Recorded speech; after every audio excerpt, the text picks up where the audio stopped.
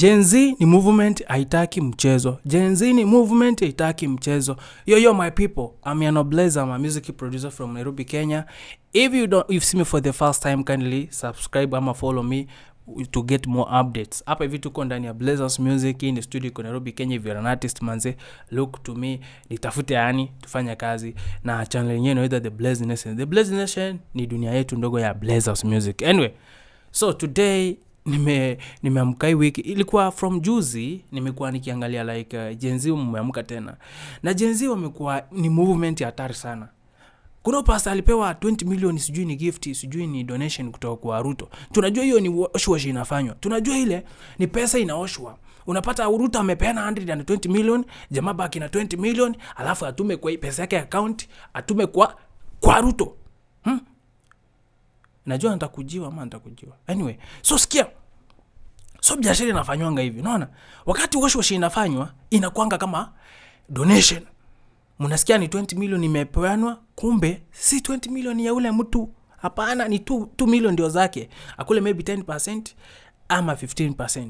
Zingine arudishe. Mimi sijui. Mimi sijui. Sawa. Lakini in the meantime, Gen Z wamesema wataki hiyo kanisa inaitwa Jesus Winner sijui Ministries nini, wanaoccupy on Sunday. Mimi ni Gen Z na mimi sijui kama nitakuwa hapo.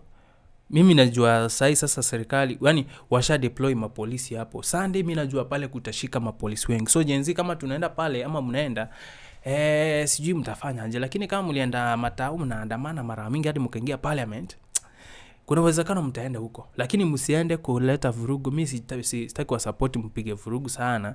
Enda tu mumuulize kwa nini. Hiyo maswali tu mtamuuliza. Mbona anakubali pesa ya hongo imeibiwa marushwa, na mbona kanisa ndiye inakubali hizo vitu. Hizo tu. Msiende kupigana, msiende kufanya vitu zozote. Sawa? Enda muenjoy service hapo hivyo na mpikiwe chai mkunywe. Mimi siendangi kanisa, so mimi sitakuja. Sawa. So Gen Z ni movement na Gen Z wamekataa, na by the way kanisa ndio zinatumika kutuibia, na kanisa ndio zinafaa kutupea hope, lakini ndio zinatumika kutuumiza.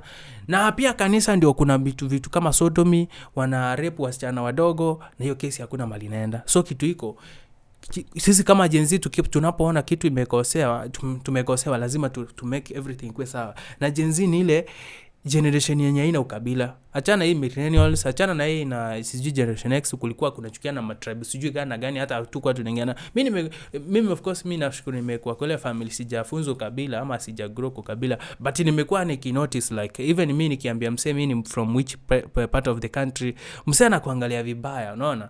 Lakini Gen Z mazee, unaweza kuwa ni Mkikuyu, unaweza kuwa ni Mjaluo, na tuko nyumba moja na tunapiga story, tuko sawa. Mimi ndio napenda hivyo. So Gen Z pick up manze.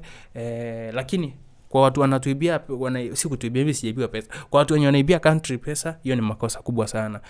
Follow hii channel, na wewe ni vijana artist manze, Gen Z mwenzangu, kuja tupige kazi. Niko na home studio hapa, tufanye mambo ya kutuinua, au sio? Bas.